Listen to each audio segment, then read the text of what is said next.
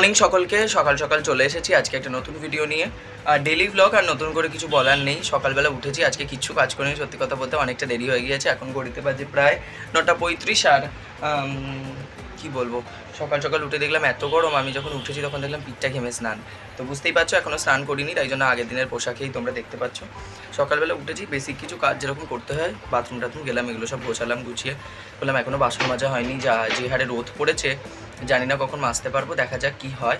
আর এদিকে দিদি সকাল সকাল এসেছিলো, মানে দিদি এদিক থেকে বাস করছিলো, তাই ডাকলো। ভাগ্নের আজকে রয়েছে স্পোকেন ইংলিশে ক্লাস, সোমবার করে স্পোকেন ইংলিশের ক্লাস থেকে, তাই সকালবেলাও পড়তে আসে না, বিকেলবেলা পড়তে আসবে, তখন দিদি আসবে। তো দিদি যাওয়ার পথে এখানে বেশ একটা টিফিন দিয়ে গেছে, তো এটা দিয়ে আজকে ব্রেকফাস্ট হয়ে যাবে। তো দেখি এটাতে কী আছে। তো চলো তোমরা পুরো ব্লগটা দেখতে থাকো প্রথম থেকে শেষ অবধি, আর আমি কী কী করছি সেটা তোমরা দেখতে থাকো। তো খুলে দেখলাম এর মধ্যে খাবারের মধ্যে রয়েছে কিন্তু গোলা রুটি। আর আমার দিদি গোলা রুটির মধ্যে ডিম, পেঁয়াজ, লঙ্কা অনেক কিছু দিয়ে করে, তাই জন্য তার সাথে আর কিচ্ছু লাগে না। যদি একটু সস হয় জমে যায়, তবে আমি আর সস আলাদা করে নেব না আজকের, কিন্তু কারণ একদম সিম্পল খাবার রয়েছে, আমি ভাবলাম এইভাবেই আজকে খেয়ে নিই। আর একটু হালকা পাতলা সকালবেলাটা খেলে কিন্তু খুব একটা অসুবিধা হয় না, পেটটা ভরলেই হলো। সসটা আনতে গেলে আবার হয়তো 2 টাকা খরচ হতো। এই দেখো পড়ে গেল, একটা পড়ে গেল, হঠাৎ করে কিছু করার নেই। তার বসেছিলাম, হাত লেগেছে, তাই জন্য পড়ে গেল। তো এটা কিন্তু খেলে একেবারে অনেকক্ষণ পেটটা ভরা থাকবে। তবে দিদি কিন্তু ওয়ারিড ছিল আমার শরীর নিয়ে, কারণ এর আগে আমি গোলা রুটি খেয়ে 2 বার কিন্তু ভর্তি হয়েছিলাম হসপিটালে।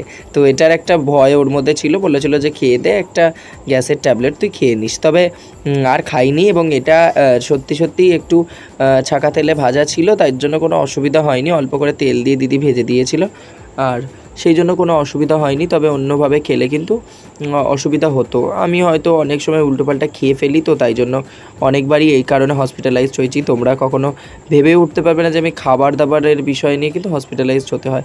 আমার ক্ষেত্রে এটা হয়েছে। আর এই ভিডিওটাতে তোমরা দেখতে পাচ্ছ আমি জল খাচ্ছি, তবে অনেকেই আমাকে বলেছে জলের বোতলগুলো বদলানোর চেষ্টা করছি খুব শীঘ্রই। আর তার সাথে সাথে তোমরা বলেছো যে মুখ দিয়ে জল খাবে না, এই বোতলগুলো তুমি লোক আসলে তাদেরকে দাও।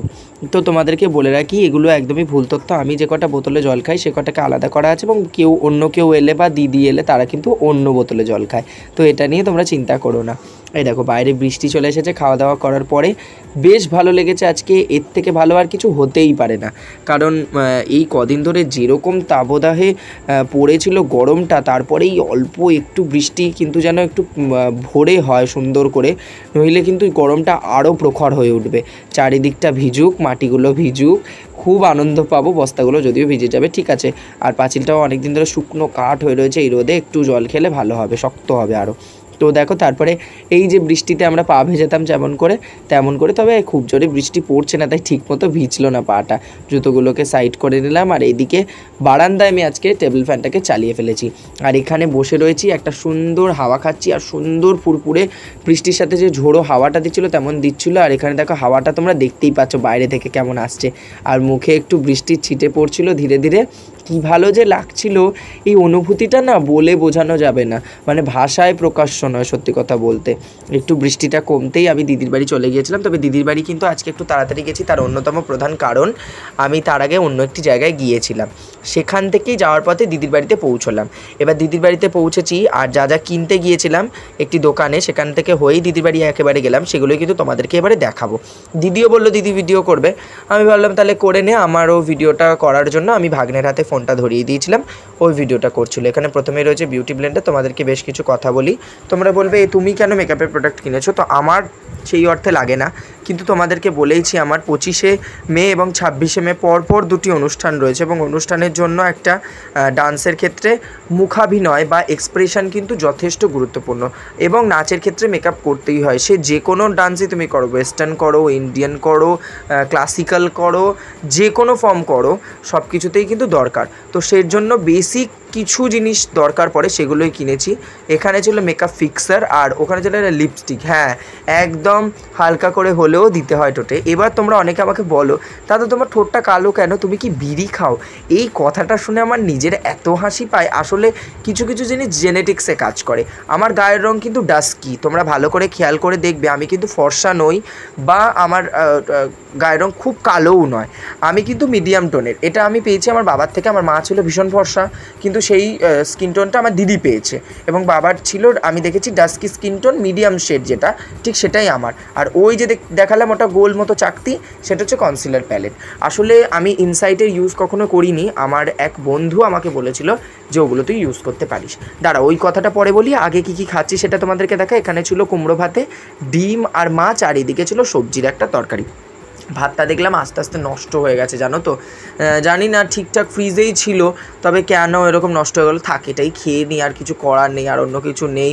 আর এত খিদে পেয়েছে, তাড়াতাড়ি করে খেয়ে নিতে পারলে। আমি যে বাচ্চাটাকে আঁকা শেখাই, ও তো সানডেতে আসতে পারেনি, তাই জন্য ওকে ক্লাস করাতে বসাবো, জানো তো, তাই জন্য একটু তাড়াতাড়ি করে আমি খেতে বসে গেলাম। আর খাওয়া দাওয়াটা না কমপ্লিট করতে পারলে ওকে আমি তো ক্লাসটা করাতে পারবো না, তাই জন্য একটু তাড়াতাড়ি করে খেয়ে নিচ্ছি। ওকে এই সপ্তাহে 2টো ক্লাস করিয়ে দেবো, আগের সানডেটা আর আগামী সানডে যেটা আসতে চলেছে সেটারটা। কেন বলো তো, ওকে না ক্লাস করিয়ে দিলে হবে না, কারণ আমার 26 তারিখে রয়েছে 6th ইয়ারের থিওরি এক্সাম, বেলা 12টা থেকে বিকেল 5টা অবধি। তারপরে ওখান থেকে এসে আমাকে আবার চলে যেতে হবে একটি অনুষ্ঠানে, ঢাকা কালীবাড়ি।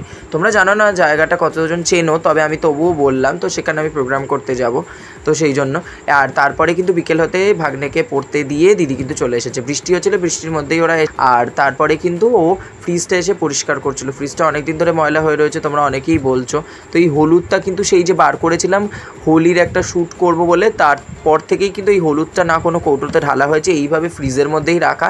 আসলে এটা রেশন থেকে দিয়েছিল, আর দিদি বলেছিল রেশনের হলুদগুলো নাকি খুব একটা ভালো হয় না, খারাপ, তাই জন্য আমি আর তেমনভাবে ইউজও করিনি, জানো তো। তো তারপরে এদিকে সব দিদি পরিষ্কার পরিচ্ছন্ন করছে। এবার তোমাদেরকে ওই যে মেকআপের কিছু জিনিস কিনেছিলাম, এবার তোমাদেরকে বলি, মেকআপের যে জিনিসগুলো কিনেছিলাম সেটা তো ডান্সের জন্য লাগবে, তোমাদেরকে বললামই। অনেক দিন আমি প্রায় মা চলে যাওয়ার পরে একটিমাত্র প্রোগ্রাম, তাও এক দাদা জোরাজুরি করেছিল যে না তুই কর, তো সেই জন্য আমি প্রোগ্রাম করেছিলাম। তবে প্রোগ্রামের ডান্সের কোনো ভিডিও তোমাদের কাছে আপলোড করিনি, কারণ নতুন কোনো ডান্স আমি করিনি। যা করেছিলাম পুরনো কম্পোজিশন যা ছিল সেগুলোর মধ্যেই আমি কমপ্লিট করার চেষ্টা করেছিলাম, মানে জাস্ট পারফর্ম আমাকে করতে বলেছিল তাই করেছিলাম। সেটা ছিল শিবরাত্রির ওপর, তোমরা সেই ভিডিওগুলো অবশ্যই দেখেছো। আর তারপর থেকে নাচের চ্যানেলে তেমনভাবে ভিডিও দিই না, আর নিজেও নাচ তেমনভাবে করি না। আগে এমন হতো যে আমি বাড়িতে থাকার সময় পেতাম না, সকালবেলা উঠতাম, পড়াশোনা করতাম, স্কুলে চলে যেতাম, স্কুল থেকে বাড়ি ফিরতাম, ফিরে খেয়ে দিয়ে সঙ্গে সঙ্গে ছুটতাম, কারণ 4টেয় আমার ছুটি হতো। 11-12 কথা তোমাদেরকে বলছি, 11 থেকেই প্রধানত আমি ডান্সের ক্ষেত্রে প্রচুর সময় দিয়েছি, তো তার জন্য কিন্তু আমি তখন চলে যেতাম ওই স্কুল থেকে এসে একদম খাওয়া দাওয়া করে 5টা থেকে আমার পড়া থাকতো, মানে বুঝতে পারছো 4টের সময় ছুটি হলো, 4টে থেকে 4:30-4টের মধ্যে বাড়ি এলাম, আবার বাড়ি থেকে চলে গেলাম, এসে খেয়েই সঙ্গে সঙ্গে আবার চলে গেলাম চৌরাস্তা, আমার যেখানে আমি পড়তে যাই বেহালা, তো সেখানে পড়তে চলে যেতাম, বেহালা থেকে ফিরতাম আবার বেহালাতেই চলে যেতাম। তো সেই রকম সেই সিচুয়েশানটা তোমরা আশা করি বুঝতে পারছো। এই দেখো তোমাদেরকে এতগুলো কথা বলতে বলতে কত দূর এগিয়ে এসেছি। ভাগ্নেও কিন্তু ইতিমধ্যে পড়তে থেকে চলে এসেছে, আর আবদার করলাম আমার কাছে যে একটু আইসক্রিম খাবো। আমাদের বাড়ির এখানে একটি বাড়িতে কিন্তু আইসক্রিমের বিজনেস করা হয়, তো সেখানে আমি চলে এসেছিলাম। কোয়ালিটি ওয়ালস এবং আরও অনেক নামি দামি ব্র্যান্ডের আইসক্রিম ছিল, তবে আমরা কোন ব্র্যান্ডের নিয়েছিলাম আর তেমনভাবে দেখা হয়নি। তবে ও বললো যে কর্নেডো না চকোবার খাবে, আমি বললাম যে চকোবারটাই তাহলে টেস্ট করে দেখি। আমার আসলে কর্নেডো চকোবারের মধ্যে একটু গুলিয়ে গিয়েছিল, তো ভাগ্নেই তারপর ডিসাইড করে দিল যে না মামা চকোবারটাই খাওয়াটাই ভালো হবে। আমি বললাম যে ঠিক আছে। তো এদিকে আমরা চকোবার আইসক্রিমটা খাচ্ছি, আইসক্রিমটা ছোট্ট ছিল, 10 টাকা করে দাম মাত্র নিয়েছে, 3জনের 3টে কিনলাম। আর দিদি ওদিকে ফোনে একটু কথা বলছে, বলে একটু পরেই খাবে, আমরা একটু তাড়াতাড়ি মামা ভাগ্নে খেয়ে নিচ্ছি, আর ভাগ্নের কিন্তু খুব ভালো লেগেছে। এবার তোমাদেরকে বলি, আমি অনেক দিন ধরে নাচের অনুষ্ঠান করছি না, তার জন্য আমার নিজেরও মনটা খুব খারাপ। আসলে তোমরা সিচুয়েশানটা জানো, অনেকে বলে যে দাদা তোমার দুঃখ হয় না, তুমি একা একা থাকো, তোমার তো দুঃখ বলে কোনো জিনিস নেই। আসলে কার কী আছে সেটা যদি বুকটা ছিঁড়ে তোমাদের দেখাতে পারতাম তাহলে হয়তো বুঝতে পারতে, কিছু করার নেই, সেটা তো পারবো না, তাই জন্য নিজের মনের কষ্ট মনেই রেখেছি।